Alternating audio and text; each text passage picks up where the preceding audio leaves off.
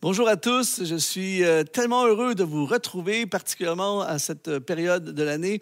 Et je crois que le Seigneur a quelque chose de très spécial à nous dire aujourd'hui. En fait, c'est un message, je t'encourage vraiment à rester jusqu'à la fin parce que c'est un message où je vais te partager comment il est possible d'être en paix face à ton avenir. Et le titre du message, c'est « Voici un signe que ta vie va changer ».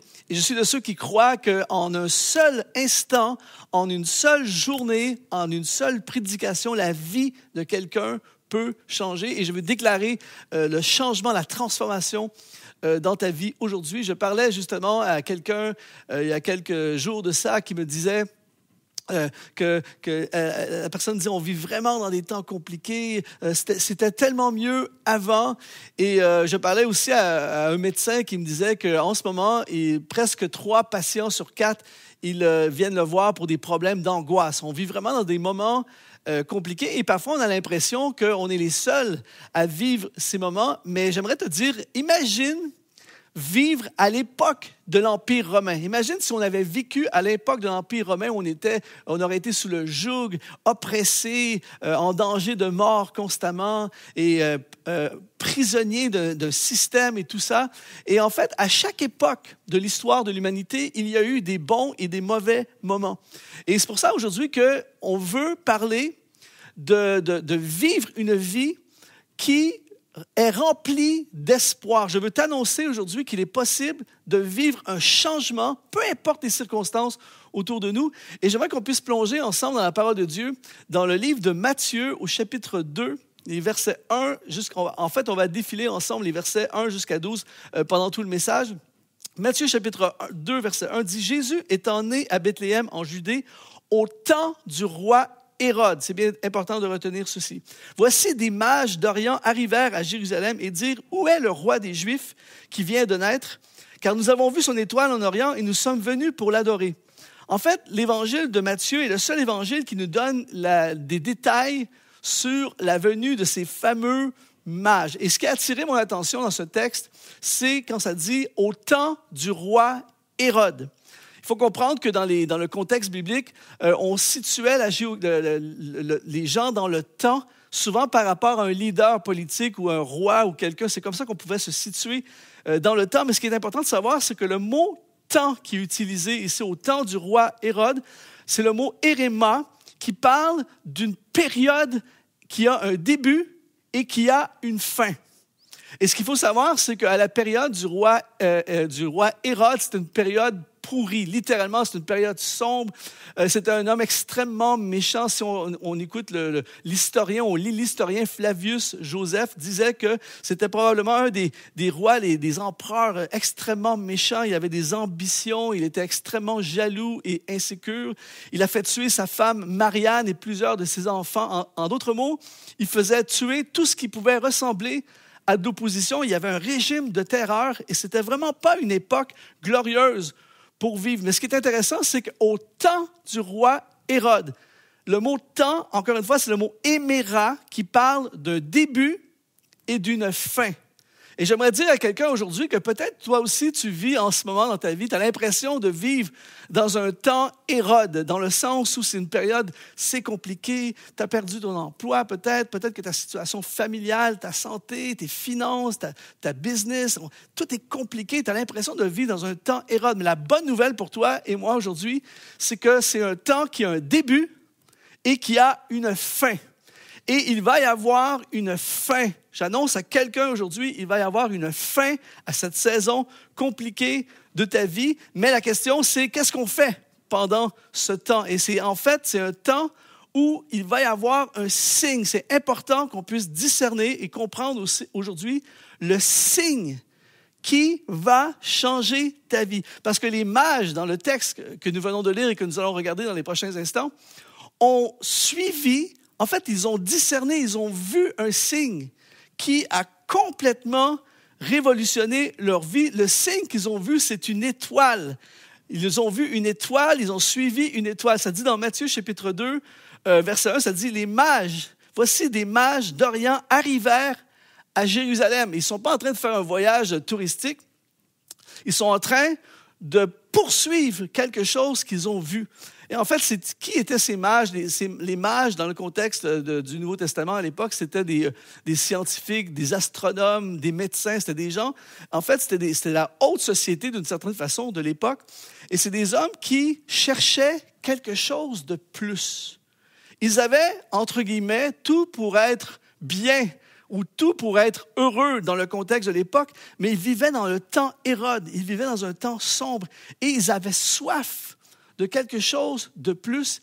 Ils ont suivi un signe qui, ils espéraient, les conduirait vers quelque chose de plus. Et peut-être que tu es dans cet état d'esprit alors que tu regardes ce message aujourd'hui. Peut-être que tu es dans cet état d'esprit. Peut-être que tu as tout pour être heureux dans ta vie, mais il y a un vide, il y a une lourdeur, il y a un découragement, il y a une angoisse dans ton cœur, tout ça. Mais j'ai des bonnes nouvelles pour toi parce que toi aussi, tu peux découvrir cette étoile, ce signe qui va te conduire vers un changement et vers une transformation dans ta vie. Et je suis toujours fasciné par l'histoire de ces mages qui sont vraiment partis sur un signe de Dieu. En fait, c'était des gens qui avaient compris qu'on peut... En fait, c'était des astronomes, justement, ils lisaient les signes dans le ciel et ils avaient cette recherche, cette soif de trouver quelque chose de plus.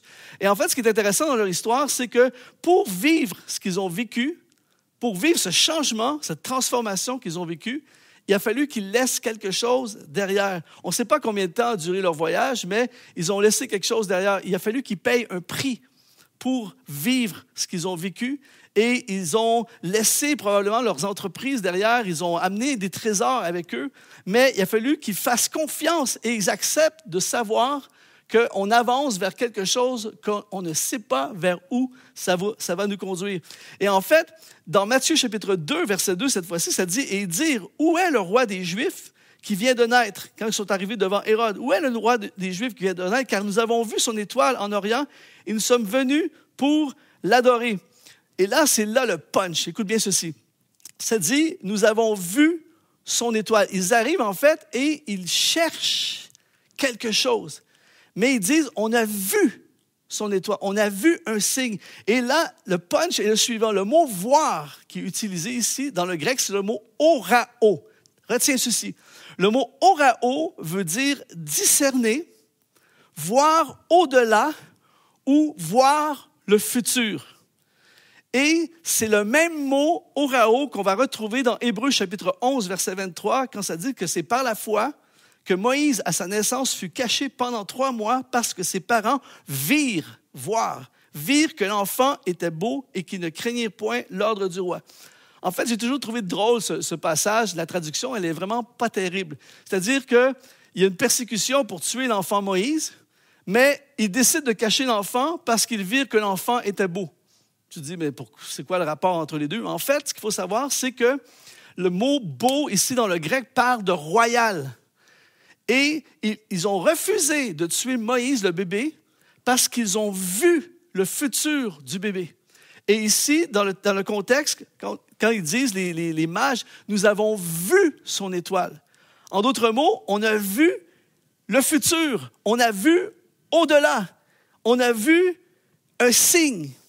Et c'est ça, en fait, qui a poussé ces hommes à partir vers l'inconnu, à partir vers quelque chose d'autre. Et je veux encourager quelqu'un aujourd'hui à te dire, peut-être qu'il est temps pour toi, justement, de commencer à partir vers quelque chose de nouveau. Peut-être que c'est le temps de sortir de ta zone de confort, de sortir de ce que tu connais et de partir et suivre, voir au-delà de ta situation présente. L'une des choses en ce moment que je crois que beaucoup de gens ont été affectés par tout ce que nous vivons mondialement, et j'ai eu la chance de voyager un peu partout, même dans cette période un peu compliquée, c'est qu'il y a beaucoup de gens, des églises, des leaders, des personnes comme toi et moi, qui on a été pris comme prisonniers dans un temps Hérode. On ne voit plus que cette situation, on ne voit plus que les ténèbres, on ne voit plus que ce qui est compliqué, alors que eux, en plein milieu, c'est ça que tu dois retenir, en plein milieu de cette saison compliquée dans laquelle ils étaient, ils ont vu un signe, ils ont vu le futur,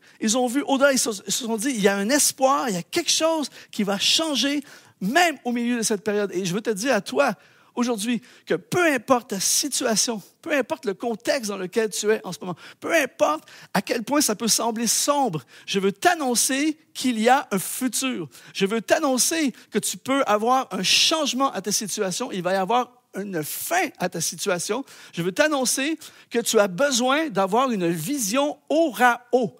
Pourquoi? Parce que quand tu as une vision orao, tu ne vis plus en fonction de la période Hérode dans laquelle tu es, mais tu vis en fonction de où te conduit l'étoile que tu as vue.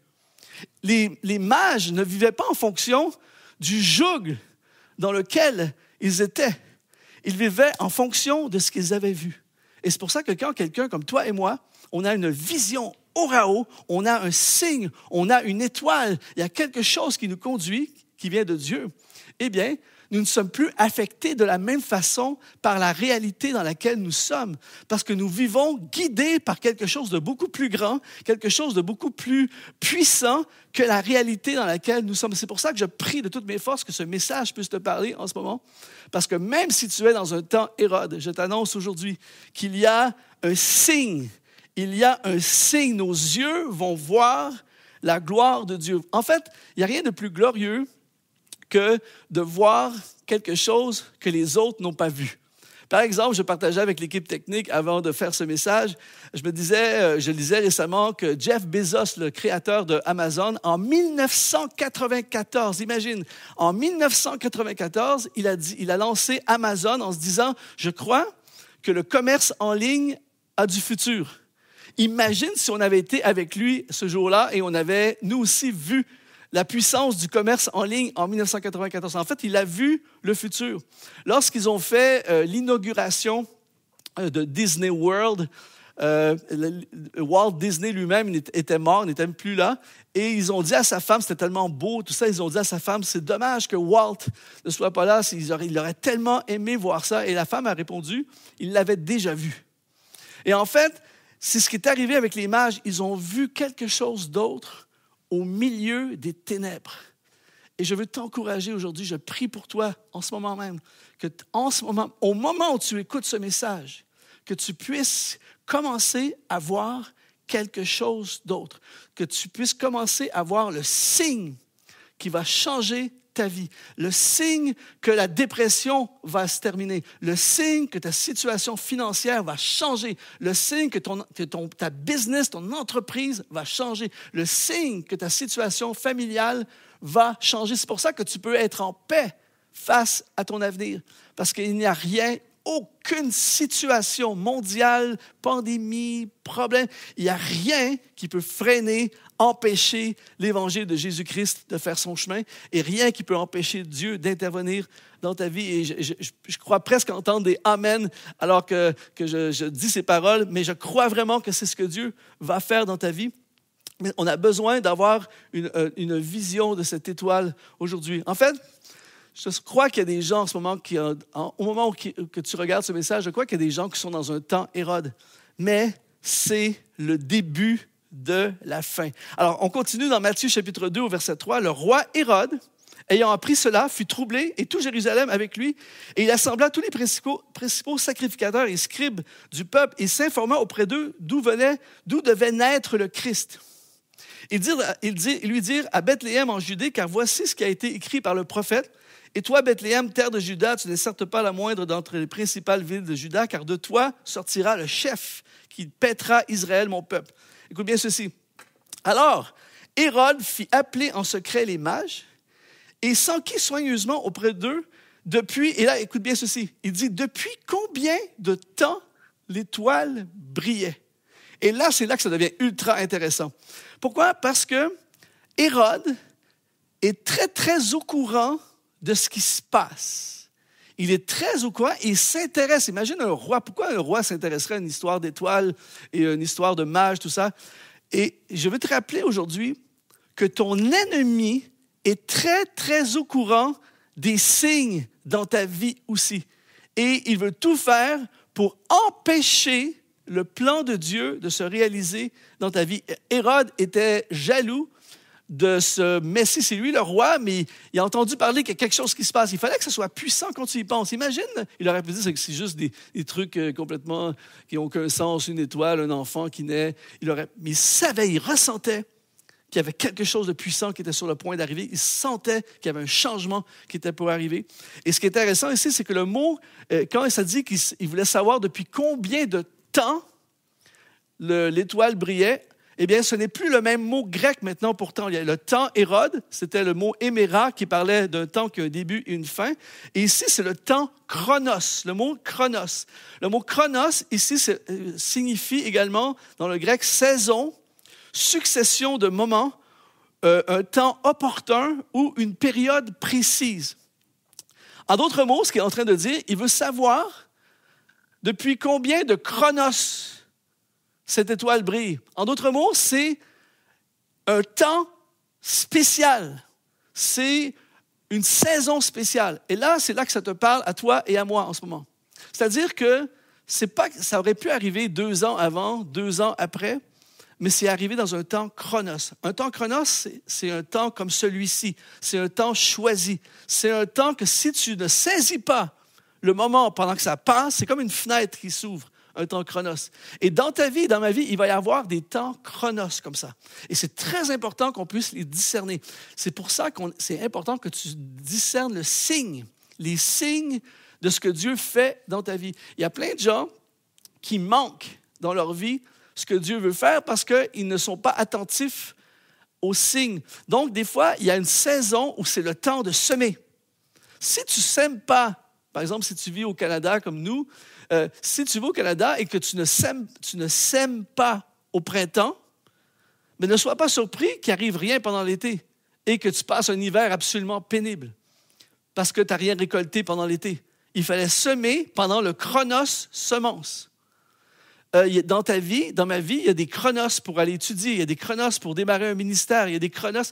Et en ce moment, dans ce que nous vivons dans ce monde, dans cette période Hérode, dans ce temps sombre dans lequel nous vivons, je crois que c'est une saison chronos pour faire des choses qu'on n'a jamais fait auparavant, pour lancer des ministères qu'on n'a jamais lancés auparavant, pour démarrer des choses qu'on n'a jamais fait auparavant, pour faire des changements dans ta vie comme tu n'as jamais fait auparavant. Certains qui regardent ce message en ce moment, c'est le temps. Il n'y a pas de futur, par exemple, dans ce que tu travailles en ce moment ou dans ton domaine de travail ou d'activité ou de business. Peut-être que c'est un temps chronos pour te recycler, pour faire une nouvelle orientation professionnelle. Il y a des gens en ce moment que c'est un temps chronos pour te consacrer à Dieu, pour faire des études bibliques, pour te former pour le ministère. J'ai été frappé pendant les derniers 2 ans de voir, j'appelle ça les Netflixeux. C'est-à-dire que des gens qui ont, parce que tout a été bloqué, ils ont passé 2 ans à regarder Netflix.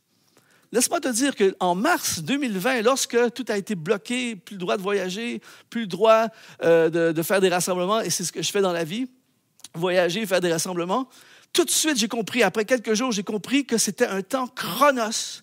Et je me suis dit, ça va amener un shift dans l'humanité. Alors, c'est un temps pour me former pour des choses qui vont me préparer pour le futur. Ce n'est pas le temps de m'asseoir pendant toutes les journées sur Netflix à attendre que ça passe. C'est un temps chronos. Et dans ta vie, dans ma vie, il va y avoir des temps comme ça. Et les mages avaient compris, c'est un temps pour discerner ce que Dieu est en train de faire. C'est un temps de voir le signe. Il y a un signe dans le ciel. Imagine, dans toute l'histoire de l'humanité, il n'y a pas eu d'autre moment comme celui-ci.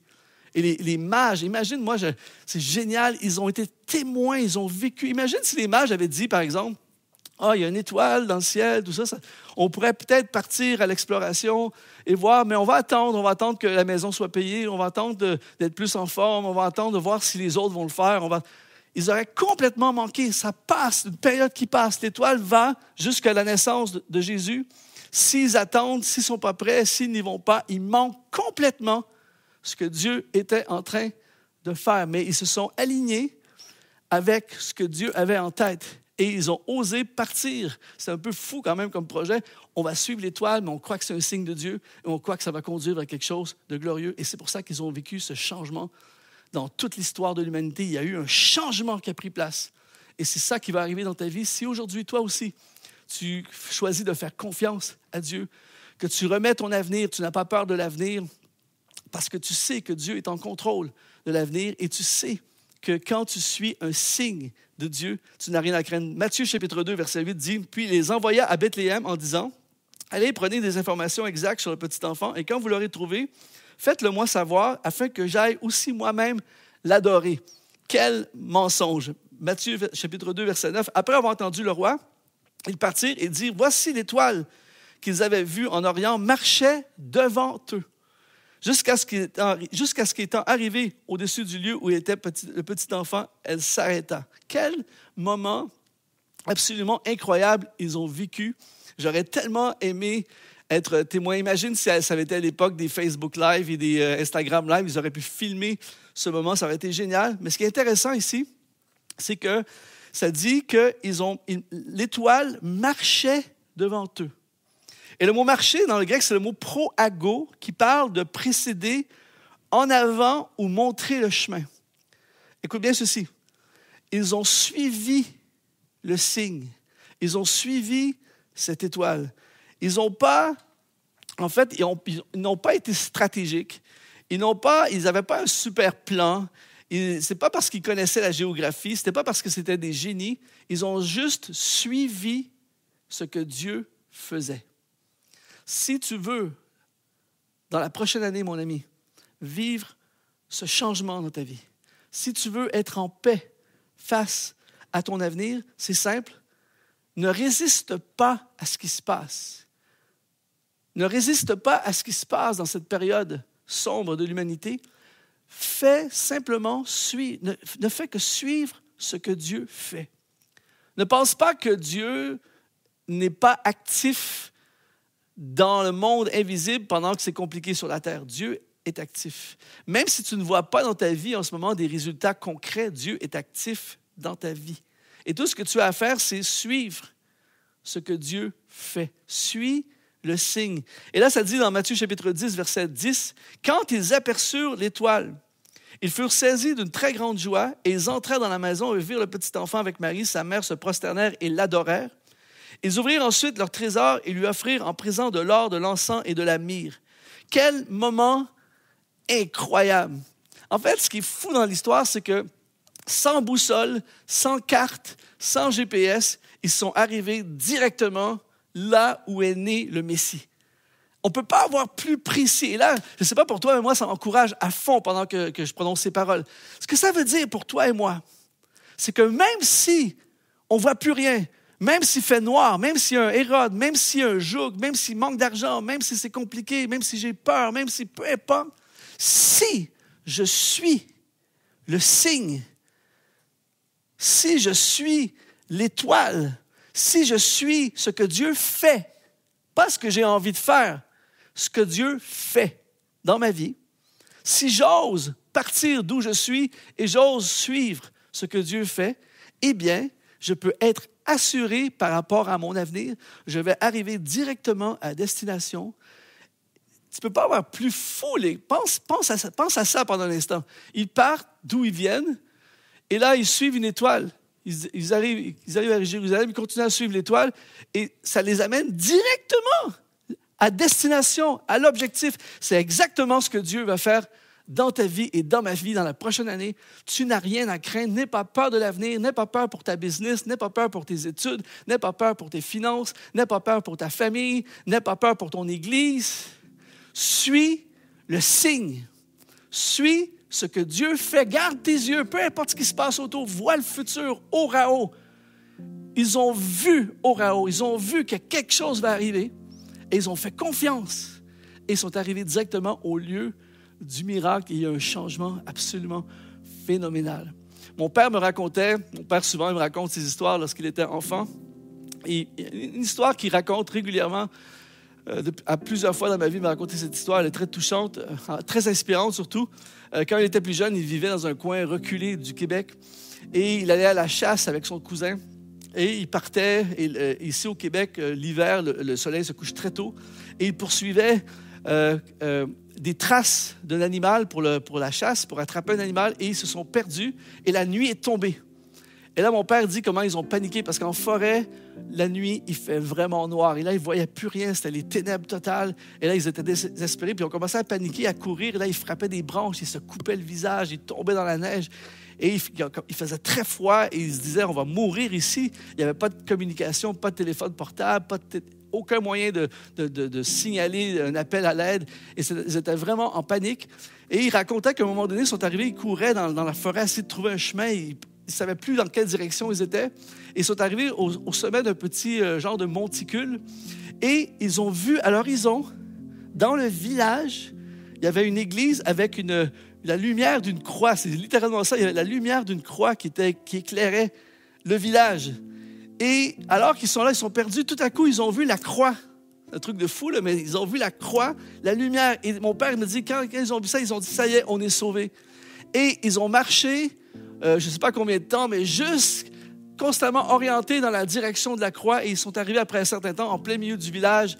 Et ils étaient sains et saufs. Et ça leur a sauvé de peut-être la vie, peut-être, en tout cas, de gros problèmes. Et ils ont été tout simplement guidés au milieu de la noirceur par une simple petite lumière. Et j'aimerais t'annoncer aujourd'hui que c'est exactement ce que Jésus est pour toi et pour moi. Peu importe ce qu'on a vécu dans la dernière année. Peu importe ce que les médias nous disent qui va nous arriver dans la prochaine année. Peu importe ce que ton patron te dit. Peu importe ce que l'économie dit. Peu importe la bourse. Peu importe le contexte. Peu importe ce qui se passe. Je peux t'assurer que ton avenir est assuré. Je peux t'assurer que si tu suis le signe, eh bien, ta vie va être changée. Ta vie va être transformée. Et le Seigneur ne te laissera jamais tomber. Il va t'amener au milieu d'une noirceur épouvantable, au milieu d'un contexte épouvantable. Il va t'amener à la bonne place, au lieu de l'espoir, au lieu de la transformation. Alors, si tu le permets, j'aimerais vraiment prier avec toi parce que je sais qu'alors que tu regardes ce message, je sais que tu es peut-être en ce moment dans un temps où tu te poses de sérieuses questions, dans un temps où tu es peut-être tourmenté, angoissé, tu as peur. Sois rassuré, j'appelle sur ta vie en ce moment même la paix de Dieu qui surpasse toute intelligence. J'appelle une vision orao sur ta vie afin que tu puisses voir la lumière de Dieu, que tu puisses voir l'espoir pour ta vie. Je veux déclarer dans le nom puissant de Jésus, alors que tu te tournes vers lui, alors que tu te tournes vers l'étoile de l'espoir, alors que tu te tournes vers celui, le seul qui peut offrir des solutions, la direction et un sens à ta vie, Jésus-Christ, eh bien, je déclare qu'au nom de Jésus, les choses vont changer à partir de maintenant pour toi. Toute l'équipe de la chapelle est là pour t'aider, t'accompagner dans ton cheminement spirituel. Il y a des ressources, plein de ressources pour toi. Alors, n'hésite pas à visiter le site web et il y a également l'application. Et je te dis, sois ultra béni.